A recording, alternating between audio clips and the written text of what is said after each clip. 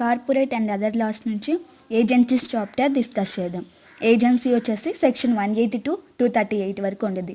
అందులో సమ్మరీ వచ్చేసి meaning, appointment and authority, next sub agent అంటే ఏంటి, రాటిఫికేషన్ అంటే ఏంటి, రివోకేషన్ అంటే ఏంటి, duties, obligations and rights of agent, effects of agency on contract with third parties చూద్దాం.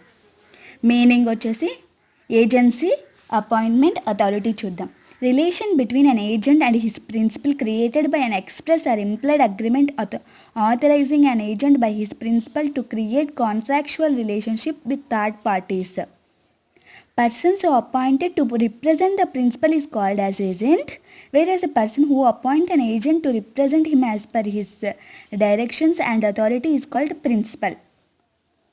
ఒక ఏజెంట్కి మధ్య అండ్ ప్రిన్సిపల్కి ఎక్స్ప్రెస్గా లేదా ఇంప్లైడ్గా ఏదైనా అగ్రిమెంట్ ఉంటే అప్పుడు ఏజెన్సీ రిలేషన్షిప్ వచ్చింది. Relationship between agent principal created by express or implied agreement authorizing an agent by his principal to create contractual relationship with third parties.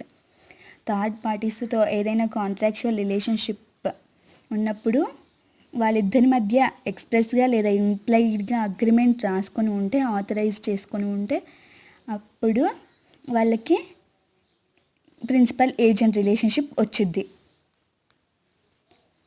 Persons who appointed as to represent the principal is called as agent, whereas person who appoint an agent to represent him as per his directions and authority is called principal. Agency can be either expressగా ఉండొచ్చు, ఇంప్లైడ్గా ఉండొచ్చు. ఇప్పుడు sub agent చూద్దాం. Person appointed by the original agent in the business of agency under his directions and control and being responsible to the principal for acts of sub agent. Person appointed by the original agent. ఇది sub agent అంటే నార్మల్గా ఏజెంట్ని principal appoint చేసుకుంటారు. Sub ఏజెంట్ని ఎవరు appoint చేసుకుంటారు? Agent appoint చేసుకుంటారు. Original agent in the business of agency under his directions and control and being responsible to the principal for acts of sub agent. Principal చెప్పిన directions ప్రకారం sub ఏజెంట్ని agent appoint చేస్తారు. Sub agent acts కూడా ప్రిన్సిపలే responsible. Next substituted agent. Person is named by the agent expressly or impliedly to act for the principal in the business of agency. Substitute agent వచ్చేసి ప్రిన్సిపలే appoint చేస్తాడు, ఎక్స్ప్రెస్గా లేదా ఇంప్లైడ్గా appoint చేసుకుంటారు. వాళ్ళిద్దరి మధ్య అగ్రిమెంట్ కూడా. సబ్స్టిట్యూటెడ్ ఏజెంట్ ఒకటి కాదు. Ratification where acts are done by one person on behalf of another, but without his knowledge or authority, he may elect to ratify or to disown such acts. If he ratifies them, the same effects will follow as if they had been performed by his authority. Ratification may be expressed or may be implied in the conduct of the person on whose behalf the acts are done.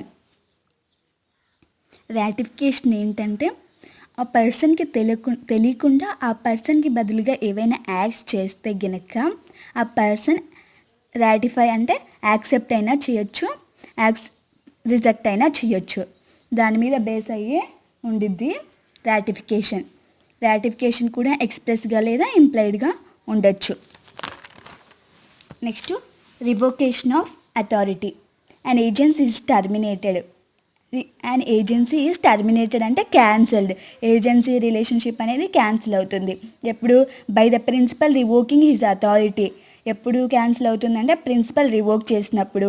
By the agent renouncing the business of agency, లేదా agent cancel చేసుకున్నప్పుడు, లేదా by the business of the agency being completed, business complete అయినప్పుడు, by the either the principal or agent dying becoming of unsound mind, లేదంటే principal లేదా agent చనిపోవడం కానీ, unsound మైండ్గా మారడం కానీ అలా జరిగినప్పుడు మాత్రం ఏజెన్సీ రిలేషన్షిప్ అనేది క్యాన్సిల్ అవుతుంది. Either the principal or agent dying or becoming of unsound mind. Duties and obligations of agency. Conduct the duties and agent యొక్క డ్యూటీస్ ఆబ్లిగేషన్స్ ఏంటివో చూద్దాం. Conduct the business according to principal directions ప్రకారమే బిజినెస్ని conduct చేస్తారు. Conduct the business with the skill and diligence, render proper accounts. బిజినెస్ని skill and కేర్ఫుల్గా చేస్తారు. Render proper అకౌంట్స్ని మెయింటైన్ చేస్తారు. Communicate with principal in case of difficulty. ఒకవేళ ఏదైనా డిఫికల్టీ సిచ్యువేషన్లో ఏజెంట్ ప్రిన్సిపల్కి కమ్యూనికేట్ చేయాలి.